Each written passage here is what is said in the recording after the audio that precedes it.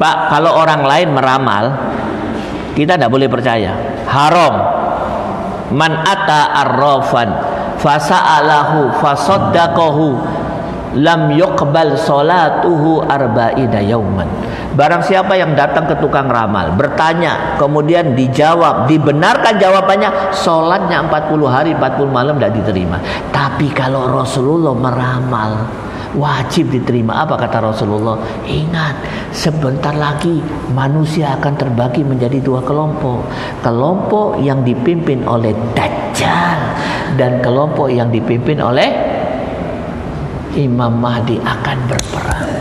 Kapan Ustaz? Tidak lama lagi. Tanda-tanda kedatangannya sudah jelas terlihat.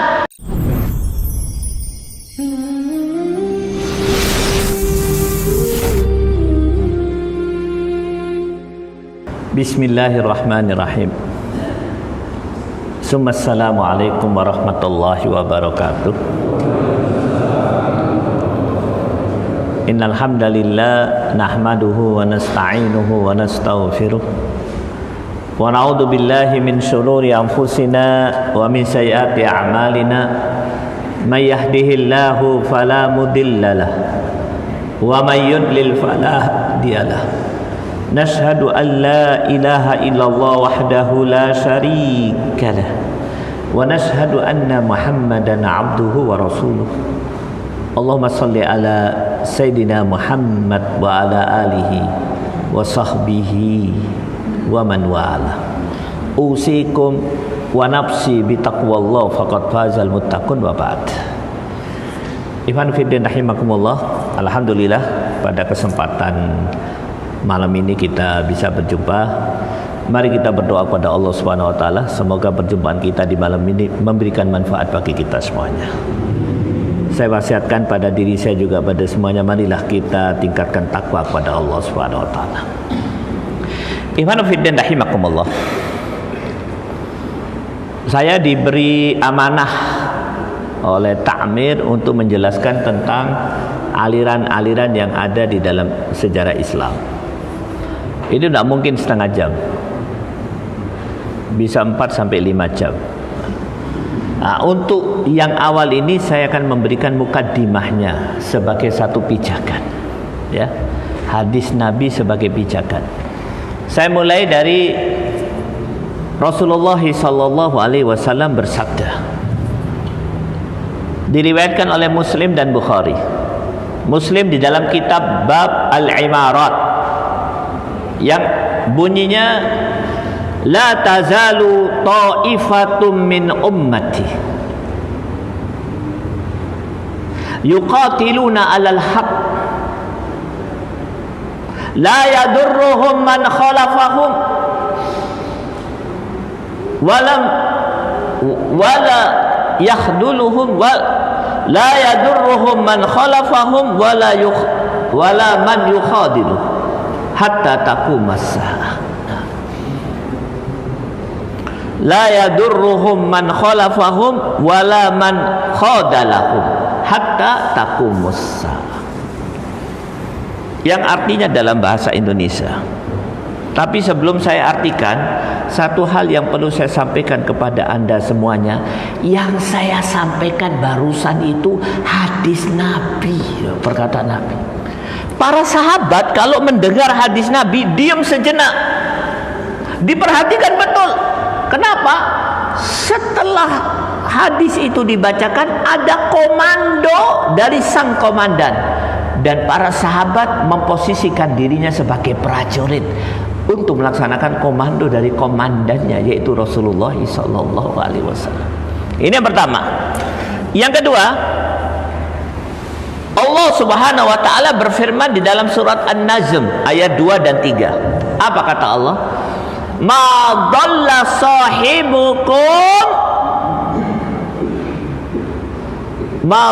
sahibukum wa ma ghawa.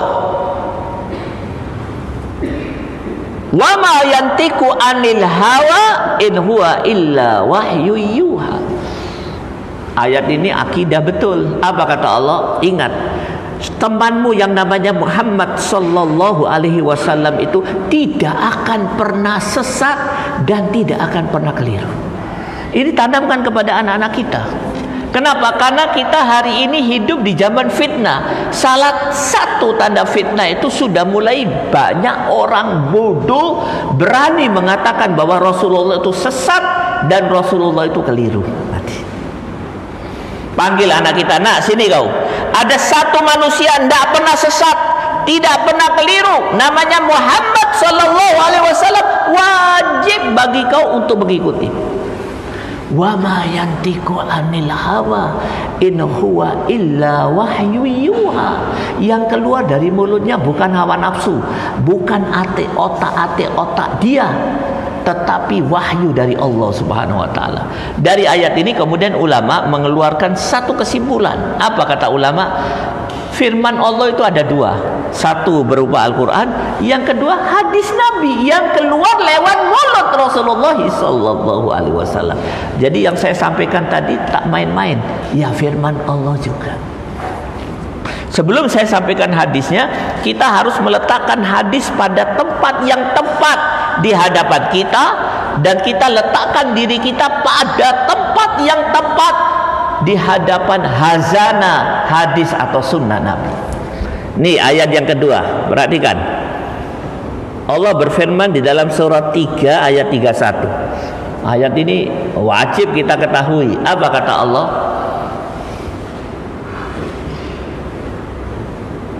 Qul, Allah Subhanahu wa taala berfirman di dalam surah 3, jadi lupa saya ya. Nah, ayat 31 yang bunyinya a'udzubillahi minasyaitonirrajim, bismillahirrahmanirrahim. Naam.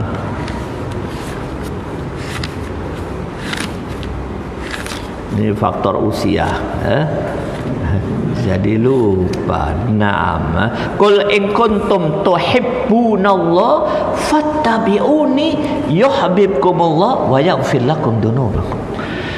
Kau mau sampai kepada posisi yang paling tinggi di dalam keimanan. Apa posisi yang paling tinggi? Mahabbatullah, dicintai oleh Allah dan mencintai Allah.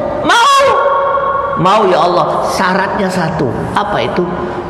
Ikuti Rasulullah sallallahu alaihi wasallam. Ingin berada di posisi yang tinggi, dicintai oleh Allah dan mencintai Allah, ikuti Rasul. Ustaz, contoh orang yang dicintai oleh Allah dan mencintai Allah itu seperti apa? Nih saya ceritakan. Ada seorang kaya, dermawan, soleh. Coba lihat, soleh, dermawan, kaya. Dia punya anak gadis. Anak gadisnya itu hafidho, soleha, alimah, jamilah. Pas ya Pak Erwin ya. Soleha, hafidho, jamilah, alimah, alim. Setiap ada pria yang melamar, kandas. Ajib. Setiap ada yang melamar, tertolak. Akhirnya sang bapak yang soleh ini stres, bingung, kenapa anakku ini. Akhirnya dia masuk ke kebun anggurnya yang besar. Dia panggil pelayannya, namanya Mubarak. Mubarak, ta'al. Ada apa tuan?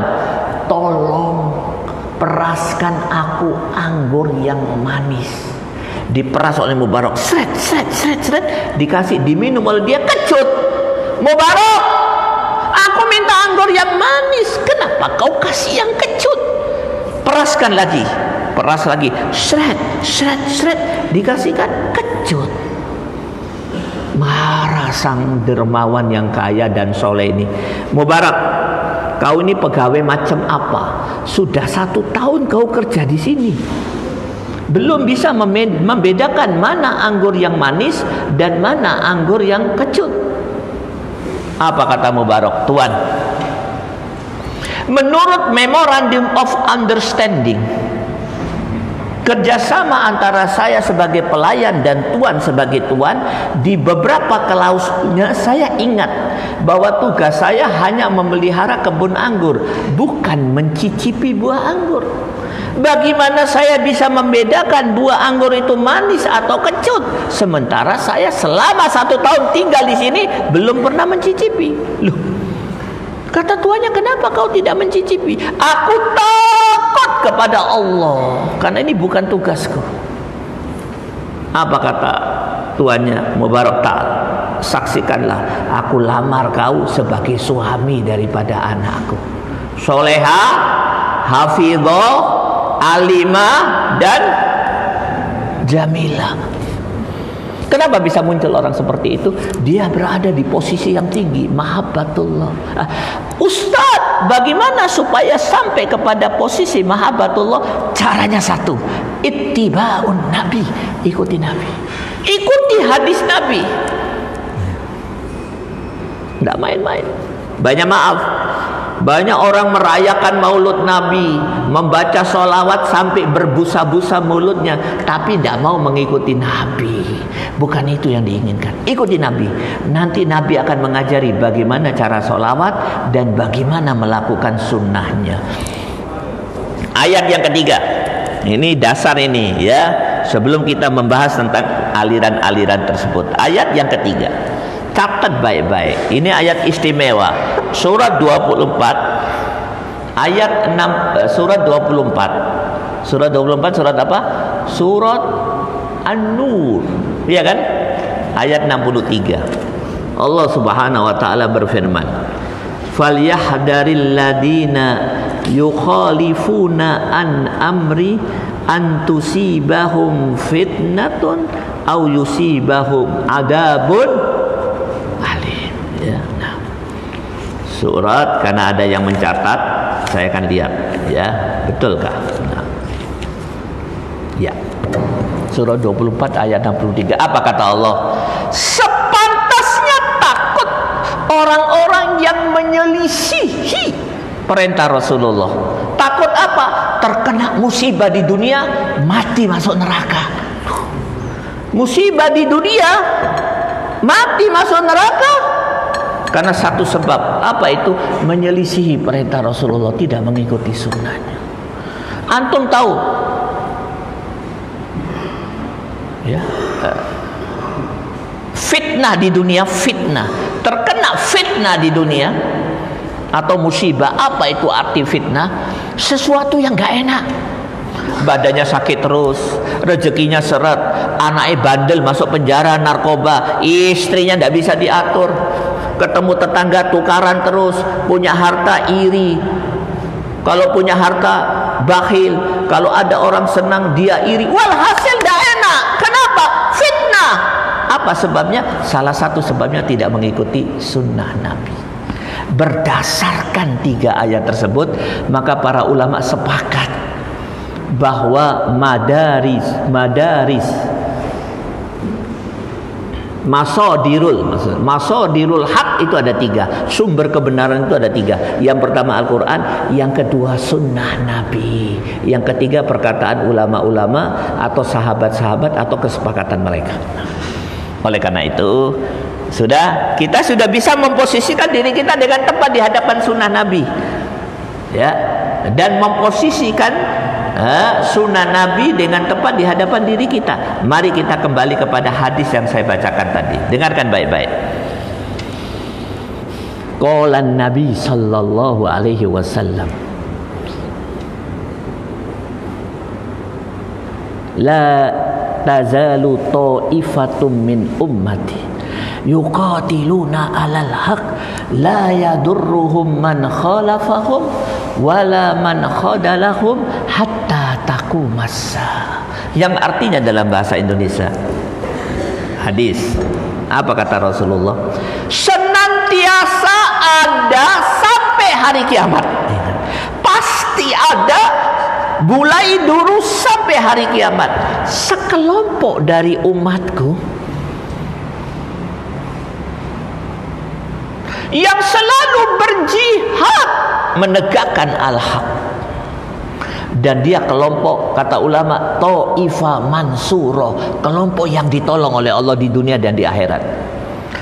La yadurruhum, tidak akan memberikan dampak negatif kepada mujahidin tersebut. 2 kelompok. Kelompok apa? Yang pertama, man khalafahum, kelompok yang sesat. Dan yang kedua, kelompok yang tidak peduli terhadap jihad dan perjuangan Islam tidak akan memberikan manfaat sampai hari kiamat. Kelompok berjihad tetap berjihad. Nah, mari kita bahas 3 kelompok besar ini. Dari 3 kelompok ini akan muncul aliran-aliran yang banyak. Kelompok yang pertama, Taifah Mansurah, kelompok yang ditolong oleh Allah Subhanahu wa taala. Siapa dia? Dia melakukan 2 hal. Ingat baik-baik. Yuqatilun, berjuang, berjihad. Alal haq, untuk menegakkan al-haq. Baca maaf, bukan menegakkan demokrasi. Hati-hati. Ustaz, saya mati untuk demokrasi. Laisa fi sabilillah. Karena Rasulullah bersabda, man qatala litakuna kalimatullahi hiyal ulya fahuwa fi sabilillah. Ini akidah.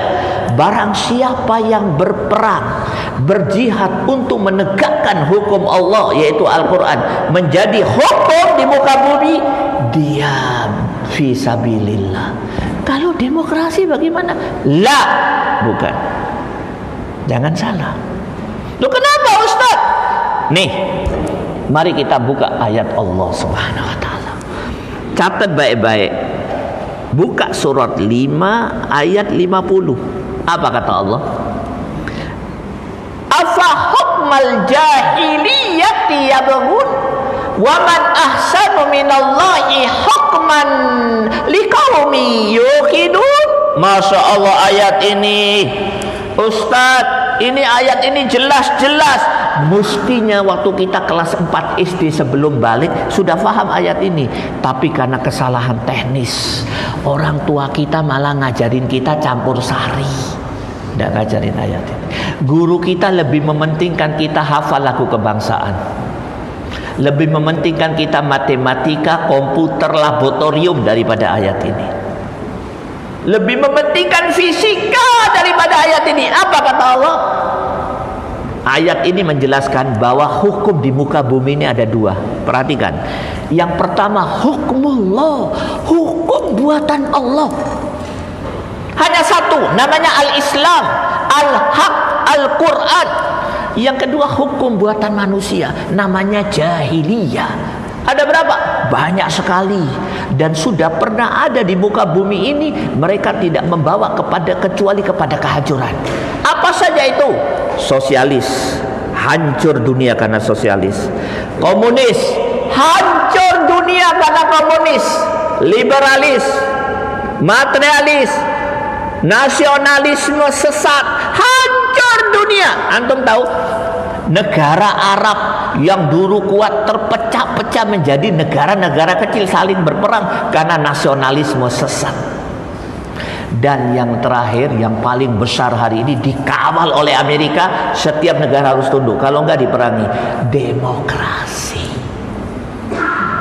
Loh Ustaz, hukum ini bertabrakan, tidak bisa ketemu.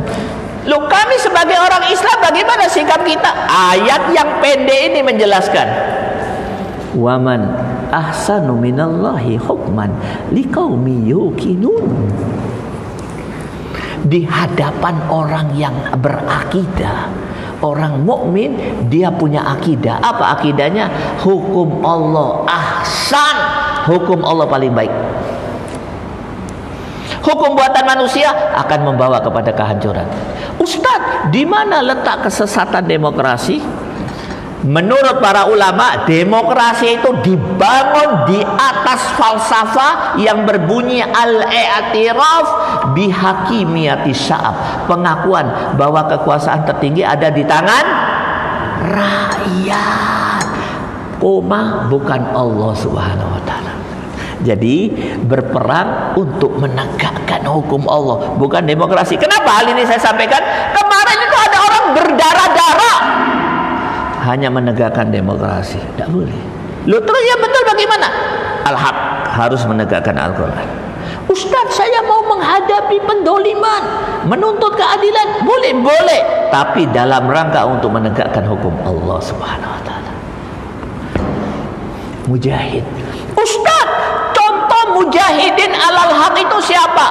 saya tidak akan memberikan contoh kecuali yang sudah syahid. Kalau masih hidup tidak boleh, mungkin nanti berubah. Syekh Abdullah Azzam rahimahullah. Ustaz saya baru kenal. Lah, ketinggalan zaman. Maradona kenal. Syekh Abdullah Azzam tidak tahu. Pemain bola yang terkenal siapa? Ronaldo hafal. Syekh Abdullah Azzam nggak tahu. Antum tahu Syekh Abdullah Azzam seperti apa? Waktu dia syahid kayak apa? Subhanallah. Yahi, untuk menilai seseorang baik atau tidaknya, lihat akhir kehidupannya. Waktu beliau syahid, beliau itu berangkat khutbah Jumat di satu kota, di kota pesawat di Pakistan. Berangkat. Di mobilnya dipasang bom. Di mobil itu ada anaknya dan mantunya. Bom meledak, hancur tubuh anaknya, hancur tubuh mantunya. Sementara tubuh saya Abdullah Azzam kayak apa? Utuh, hanya mimisen. Padahal bom diletakkan di bawah kursinya, di atas mobilnya. Siapa lagi Ustaz? Dan lain-lain banyak ya. Tidak mungkin disampaikan semuanya. Ini yang pertama. Kelompok yang kedua apa? Ta'ifah mukhalifah. Hati-hati loh ini. Siapa itu? Kelompok yang sesat. Kalau tadi kelompok yang ditolong oleh Allah, mujahidin ya. Kata Ibnu Taimiyah menafsirkan ayat ini, nanti di akhir zaman kaum muslimin akan terbagi menjadi 3 kelompok. Kelompok yang pertama tadi Taifah Mansurah, mujahidin. Ini kata Ibnu Taimiyah. Kelompok yang kedua berdasarkan hadis Nabi yang saya bacakan itu, kelompok yang kedua namanya Taifah mukhalifah, kelompok yang sesat. Cirinya apa? Nih cirinya. Selalu menolong orang kafir, membantu orang kafir, in group dengan orang kafir, lebih mencintai orang kafir, bergabung dengan orang kafir, melawan kaum muslimin.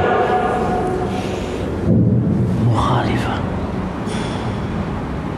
Ustaz, cirinya seperti apa? Biarlah Allah menjelaskan.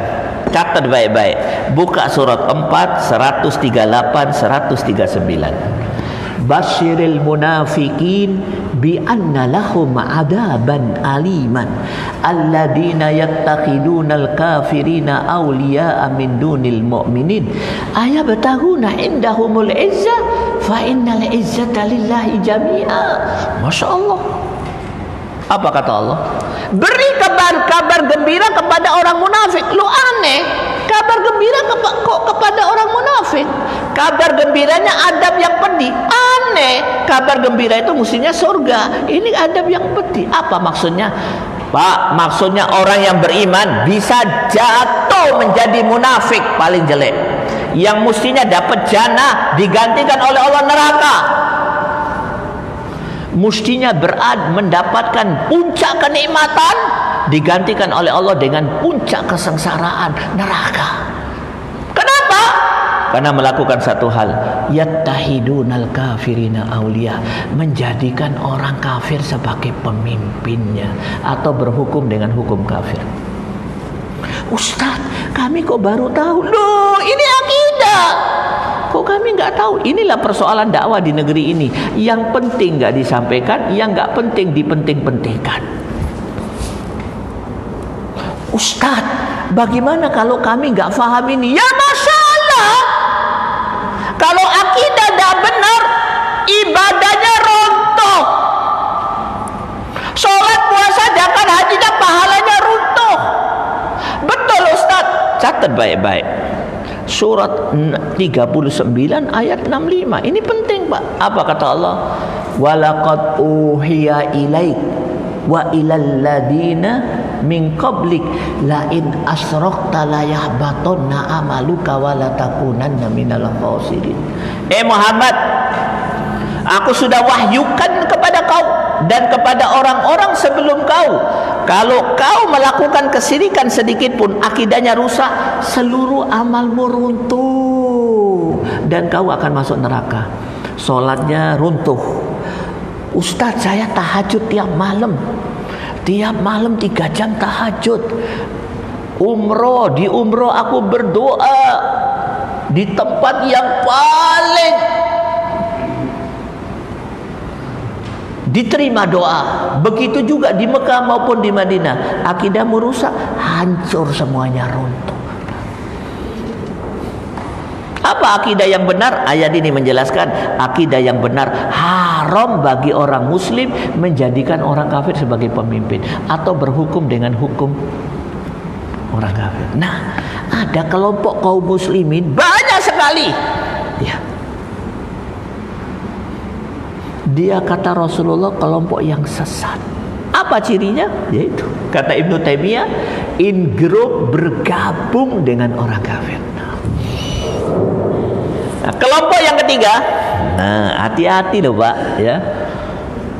Banyak maaf, kita hidup di satu masa urusan ibadah didukung, kurang dana masjid dibangun, ndak puasa nggak ada kurma dikirim kurma, mau umroh dapat umroh gratis, ya. Kurang apa untuk pendidikan dikasih dana. Tapi ingat, kalau kita mau berakidah dengan benar masuk penjara. Zaman apa? Zaman sekarang, di mana hampir di seluruh belahan bumi berakidah yang benar. Loh, awas kon, itu jenenge radikal. Antum tahu radikal itu apa? Berada pada keadaan mendasar yang paling baik. Radikal. Ini saya akan contohkan kepada Anda. Ada seorang nabi aktivitasnya radikal sekali, tapi oleh Allah diletakkan di tempat yang sangat tinggi. Siapa dia? Nih, biar Allah yang menjelaskan. Surat Al-Baqarah 131. Apa kata Allah? Idza qala lahu rabbuhu aslam, qala aslamtu li rabbil alamin. Ingatlah ketika Allah berkata kepada Nabi Ibrahim, Ibrahim, Islamlah kau, tunduklah kepada Allah, serahkan dirimu kepada Allah. Apa kata Nabi Ibrahim? Aslamtu li rabbil alamin. Aku serahkan seluruh jiwa ragaku kepada Allah penguasa alam. Ini Nabi Ibrahim. Tapi kebanyakan manusia tidak seperti itu. Kalau beda perintah Allah dengan perintah juragan, dia ikuti juragan. Kalau beda antara kebijakan Allah dengan kebijakan sang raja dan kerajaan, dia tinggalkan Allah, dia ikuti kerajaan. Kalau Nabi Ibrahim, aslamtu li rabbil alamin. Allah tidak diam, dites Nabi Ibrahim. Apa kata Allah? Ibrahim, kau bawa istrimu. Yang mana ya Allah? Yang paling kau cintai. Dan anakmu. Yang mana ya Allah? Yang paling kau cintai. Kemana ya Allah? Biwadin ghairu di zar'in. Di bumi padang pasir, tak ada air, tak ada pohon, di dekat Baitullah. Untuk apa? Bawa anak dan istrimu. Untuk apa? Liyuqimus shalah, untuk menegakkan salat. Berangkat Nabi Ibrahim, anaknya diletakkan di situ, ditinggal. Orang-orang mengatakan, Ibrahim, apa yang kau lakukan? Gendeng koi, anakmu sebayi, istri yang kau cintai kau letakkan di padang pasir hanya untuk mendirikan salat. Kau tidak survei dulu tak? Di situ ada PLN atau PDAM, ada Indomaret atau Alfamart. Kalau pulsamu habis, ada yang jual pulsa atau token. Apa kata Nabi Ibrahim? La PLN wala PDAM wala Alfamart wala Indomaret wala pulsa wala token, walakin aslamtu li rabbil alamin. Ini radikal, perubahan yang paling mendasar menuju kepada kebaikan. Nabi Ibrahim. Maka iman fiddin rahimakumullah, kembali kepada tadi, ya, satu Taifah Mansurah sudah kita tahu. Kelompok kedua yang banyak di zaman fitnah, kata Ibnu Taimiyah menafsirkan hadis tadi yaitu kelompok yang sesat. Cirinya apa? Lebih bergabung dengan orang kafir menghadapi kaum muslimin. Kalau orang kafir perintah, yes. Tapi kalau ada kaum muslimin berpegang teguh kepada Al-Quran, sejuta hinaan disampaikan kepada kaum muslimin, dan mereka berusaha untuk mengganggu kaum muslimin supaya Al-Quran jauh daripada dia. Ada nggak di zaman sekarang? Wakejan. Sekarang ada Ustaz, banyak sekali. Kalau dikarungi berkarung-karung. Nah, kelompok yang ketiga, nah ini yang penting ya. Kelompok yang ketiga adalah Ta'ifa Mukhadilah. Ini aliran yang ketiga. Kelompok apa itu Ta'ifa Mukhadilah? Yaitu kelompok yang membiarkan kaum mujahidin melakukan aktivitasnya. Cenderung ngembosi. Cirinya apa? Cirinya dua. Ciri yang pertama, Islamnya bagus. S-nya sampai 5. Islamnya bagus. Islamnya bagus, tetapi paling benci dengan mujahidin. Kalau ketemu mujahidin, dia katakan teroris, khawarij. Walhasil yang ada di kepala mereka, musuh nomor wahid adalah mujahidin. Faham tuh? Kelompok ini juga sudah mulai banyak. Kapan mulai munculnya? Waktu jihad Afghanistan, guru saya As-Syahid Syekh Abdullah Azam mengatakan, ya ahi, menghadapi Rusia hanya dengan menggunakan 10 kekuatan kami, 5 presiden Rusia, 5 presiden Afghanistan yang menjadi boneka Rusia mati semuanya. Bahkan Rusia hengkang dari Afghanistan. Bahkan Rusia rontok Uni Soviet, tidak menjadi superpower lagi. Kenapa? Melawan mujahidin. Kami hanya menggunakan 10% dari kekuatan kami. 90% kekuatan kami gunakan untuk menyelesaikan konflik internal. Tidak selesai-selesai. Konflik internal menghadapi siapa? Menghadapi sekelompok orang yang datang dari beberapa negara, termasuk dari negara Arab, datang ke Afghanistan bukan membantu mujahidin, tapi mengatakan, mujahidin, yang terjadi di sini adalah peperangan antara musyrikin Afghanistan melawan mulhidin Rusia. Musyrikin, jadi orang-orang Afgan itu yang mujahidin dikatakan musyrik. Cirinya apa? Islamnya bagus, paham ya? Tetapi mereka berada di posisi yang salah, yaitu bergabung dengan orang kafir melawan mujahidin.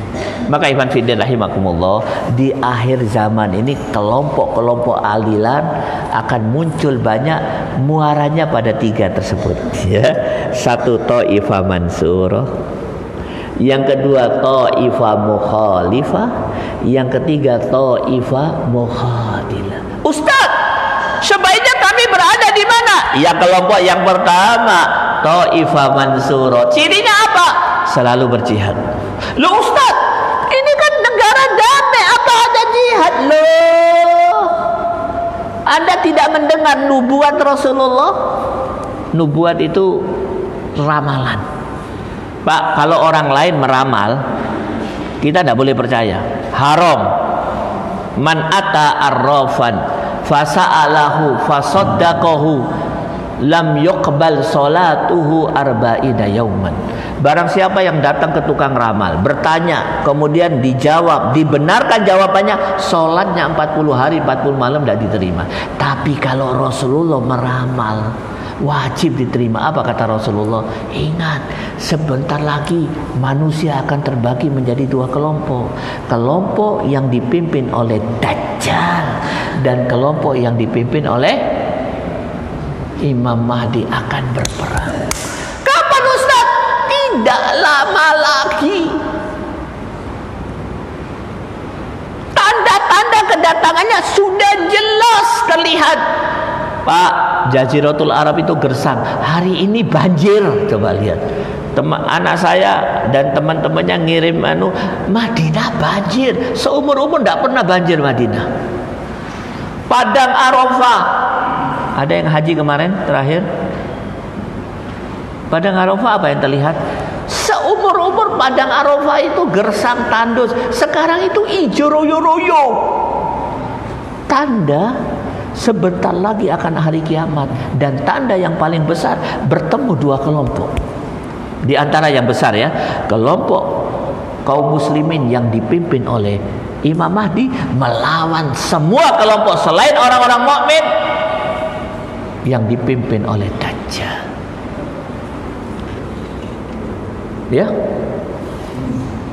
maka harus tahu berjihad. Tapi ingat, jihadnya alal haq. Hati-hati loh, Pak.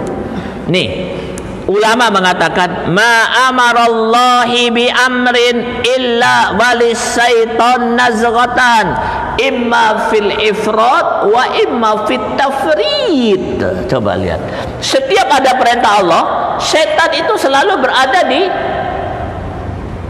dua pos supaya kaum muslimin waktu melakukan amal perintah Allah itu salah.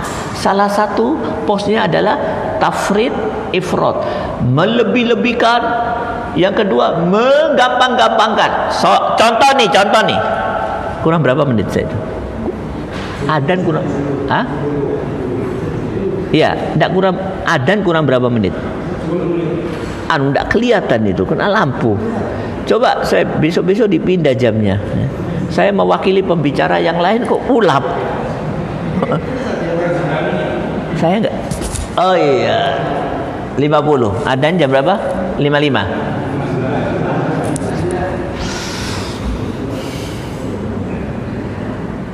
Setiap ada perintah Allah, setan itu menginginkan kita tidak mengamalkan. Kalau toh mengamalkan dengan amal yang salah, bagaimana caranya?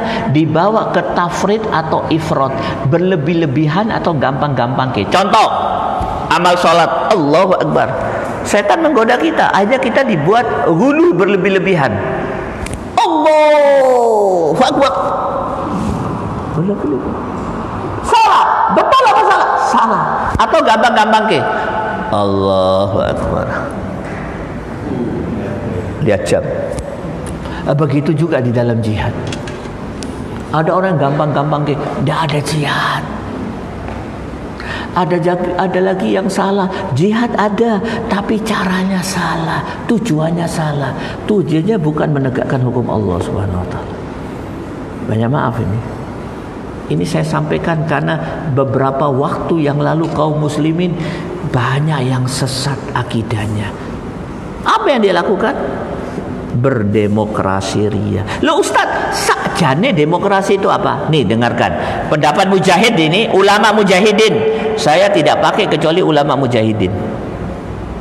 Kenapa? Karena Imam Malik mengatakan kalau ada perbedaan pendapat ulama satu dengan ulama yang lain, ikuti ulama mujahidin. Dalilnya apa? Surat 69 ayat 29. Walladzina jahadu fina lanahdiyana lahum subulana. Kalau dia berjihad pasti lurus. Kata ulama mujahid, demokrasi itu, dengarkan Pak, demokrasi itu din minal adyan al-jadida fi hayatinal mu'asirah. Loh, saya pakai bahasa Arab langsung. Agama baru di zaman sekarang lebih sesat dari Kristen dan Nasrani, lebih sesat dari Kristen dan Yahudi. Kenapa? Karena Yahudi dan Kristen samawi, langit dari Allah. Ada nabinya, Nabi Musa, Nabi Isa. Ada kitabnya, Taurat, Injil. Tapi kalau demokrasi, laisa samawi, bukan dari langit, dari bumi.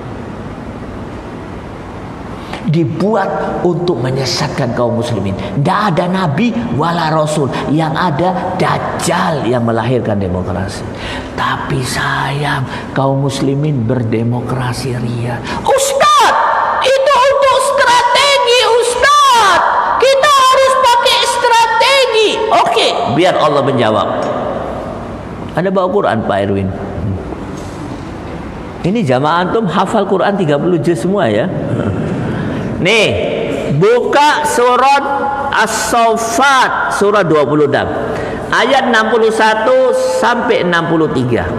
Apa kata Allah? Ya, saya minum dulu. Ayatnya panjang soalnya.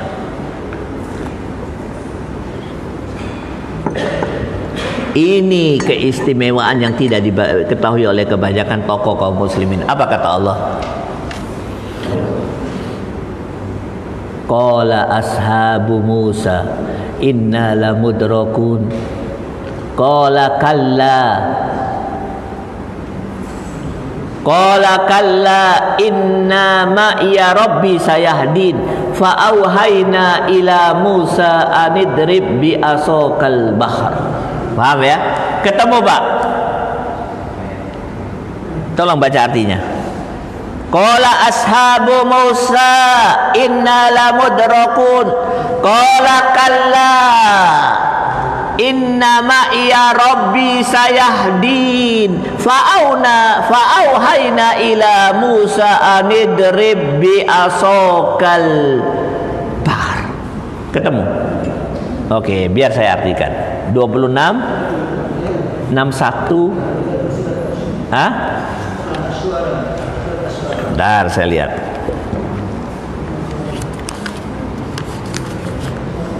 Ya, surah 26 Asy-Syu'ara ayatnya 61, 62, 63. Nih saya akan cerita. Dengarkan, ayat ini menceritakan tentang apa? Dengarkan Pak. Dua kelompok yang sedang berperang. Ahlul batil dipimpin oleh Fir'aun, manusia paling kuat di zaman itu, dengan negara yang paling kuat, senjatanya paling canggih. Ahlul batil, kelompok batil, melawan kelompok al-haq dipimpin oleh manusia paling lurus, namanya Nabi Musa. Anggotanya wanita, anak-anak, orang sakit, orang miskin, tidak punya senjata, ngungsi lari, dikejar oleh Fir'aun. Dikejarlah mereka sampailah kepepet kelompok ahli hak, ada laut. Maka sebagian daripada kelompok Nabi Musa mengatakan kepada Nabi Musa, inna lamudrakun. Musa, kami sebentar lagi kesusul. Pedang Fir'aun sudah kelihatan. Beberapa menit lagi del leher kami terputus. Musa, di mana tanggung jawabmu sebagai nabi, sebagai pemimpin? Mana strategimu untuk menyelamatkan kita dan mengalahkan Fir'aun? Apa kata Nabi Musa? Qala kalla inna ma'iya rabbi sayahdin. Kita tidak akan dikalahkan, tidak akan kesusul, tidak akan dibunuh. Loh kenapa? Inna ma'iya rabbi, bersama kita ada Allah subhanahu wa ta'ala. Allah akan membawa kita kepada jalan yang lurus, kepada kemenangan. Ya istimewa ini Nabi Musa. Strategi tidak penting, yang penting akidah. Tapi banyak tokoh sekarang yang dipentingkan strategi, dan waktu menjalankan strateginya dia tinggalkan akidah, ditinggalkan Al-Quran, dia pakai demokrasi. Nabi Musa enggak, akidah. Karena dia berpegang kepada akidah dalam keadaan yang paling sulit. Apa kata Allah?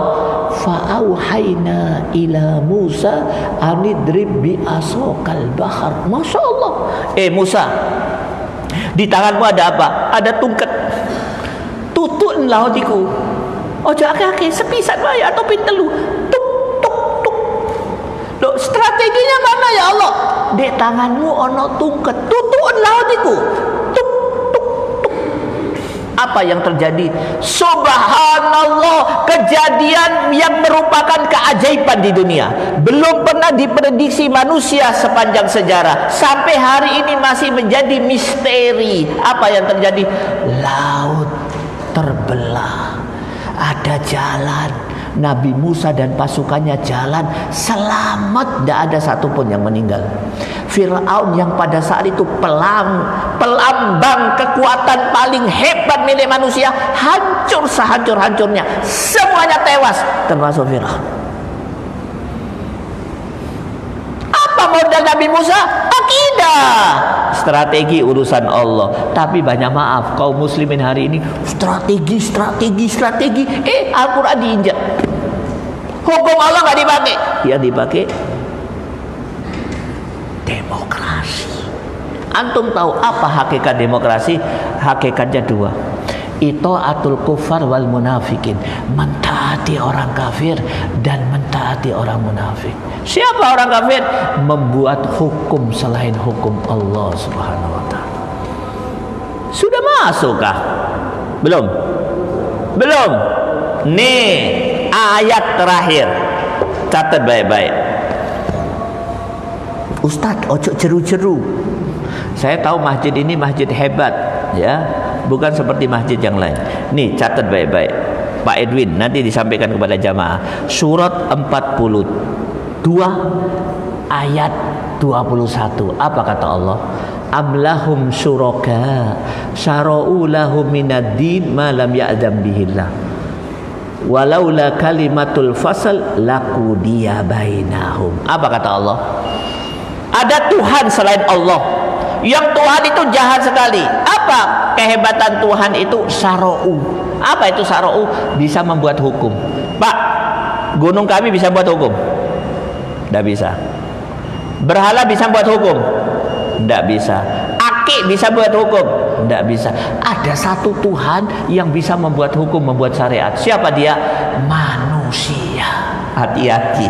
Ada Tuhan tandingan Allah, dia punya kehebatan, bisa membuat hukum yang hukumnya bertolak dengan hukum Allah Subhanahu wa taala. Nah, itulah hakikat daripada demokrasi. Mungkin itu saja bisa saya sampaikan. Banyak maaf untuk aliran-aliran ini, untuk awal saya sampaikan hadis Nabi yang menjelaskan ada 3 kelompok tersebut ya. Nanti selanjutnya bisa kita bahas lebih mendetail lagi. Wabillahi taufik wal hidayah. Adzan kan? Salat. Wabillahi taufik wal hidayah. Wassalamualaikum warahmatullahi wabarakatuh.